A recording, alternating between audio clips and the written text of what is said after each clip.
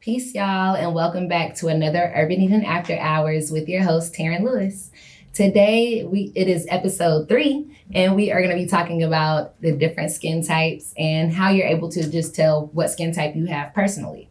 So, of course, we are all like snowflakes, and all of our skin is very different. We are unique beings in general, and it's no different when it comes to our skin. Our skin is different, varies from person to person, but there have been 4 categories that have been decided as like general factors, general characteristics that you can look for to see what skin type you have.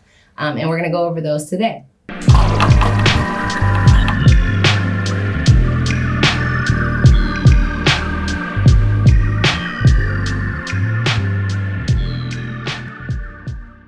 So to start, we're going to start off with sensitive skin.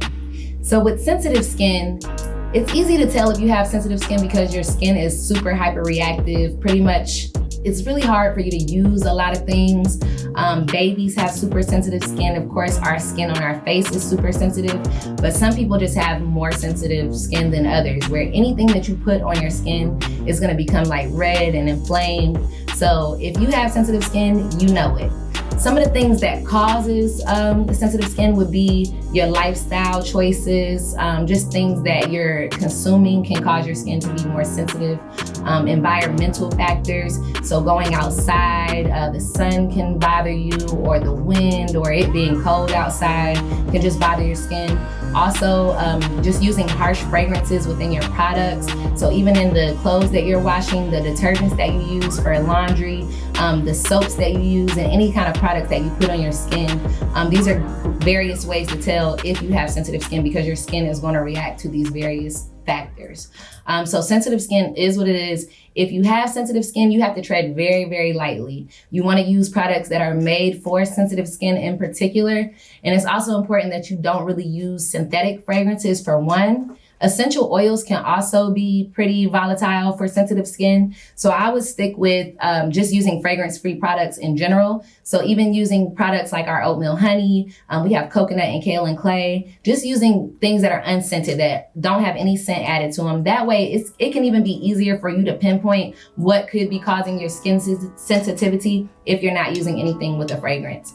So yeah, next up we have dry skin. And dry skin and sensitive skin can kind of go hand in hand because dry skin is also affected by environmental factors as well.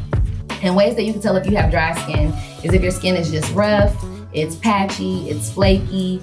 That's just a good way to tell whether or not you have dry skin. It's not oily, it's gonna be the opposite of oily. It's gonna look kind of dull. And like I said, environmental factors can affect it. Using hot water can affect it. Artificial heat sources and too much air conditioning. The weather can affect dry skin. And honestly, it can be a genetic thing as well. So if dry skin runs in your family, then it's something that can just come upon you. And one of the best ways to take care of dry skin is by using heavy moisturizers. So, we sell body oils and then we also sell body butters. I highly recommend using heavy oils and butters for dry skin. So these are gonna be things like shea butter, cocoa butter, mango butter. I would stay away from coconut oil because it can tend to be drying. If it's mixed with some various other butters and oils, then you can use it in that aspect as well. And then a couple of other oils that work really well would be like avocado oil, hemp oil, and also oatmeal and aloe are 2 other good herbs to use if you're dealing with dry skin. I know it can just be really, really hard to figure out what to do if you have dry skin, like nothing helps, but just continue to keep yourself moisturized, especially in the winter time. You just kind of want to just over moisturize so that your skin is just going to soak up anything really, really quickly. Next up, we have the opposite of dry skin, which is oily skin. And oily skin is very apparent. Your skin is always shiny, your pores are large, and also your skin can be very prone to acne. Just because of that oily skin, it's gonna pretty much clog up your pores for the most part. And then pretty much what causes it is that your skin just overproduces sebum. So sebum is what our skin naturally produces. It's the oil that our skin naturally produces. And if you have dry skin, then you have a lack of production in sebum. And if you have oily skin, then your skin just produces a little more sebum than the others. So you can tell if you have oily skin by taking a tissue and literally blotting your face throughout the day and seeing oil on your skin, or oil on the tissue, and that's a good way to tell whether or not you have oily skin. So if you do have oily skin, a good way to deal with that is to use very light oils if you feel like you need to use oils at all. Now, I know some people wonder whether or not you can use oils if you do have oily skin, and you can use some. You just want to make sure that you know what works for your skin.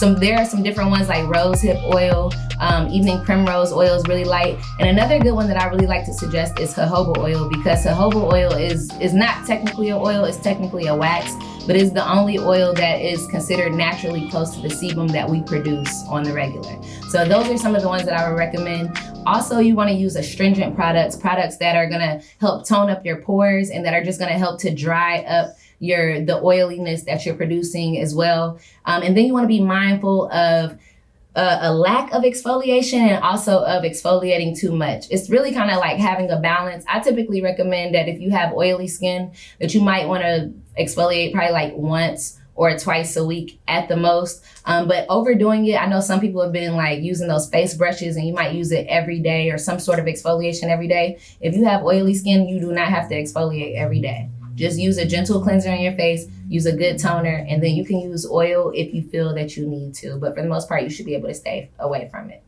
And last but not least, we have a mix of both. So that's gonna be a mix of oily and dry skin. It's called combination skin.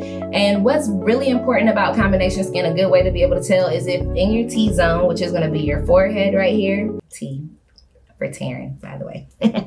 Anywho, but you're gonna have oily skin here on your chin. You're gonna have oily skin on your nose and on your, did I say chin right here? Okay, you're gonna have oily skin on your nose.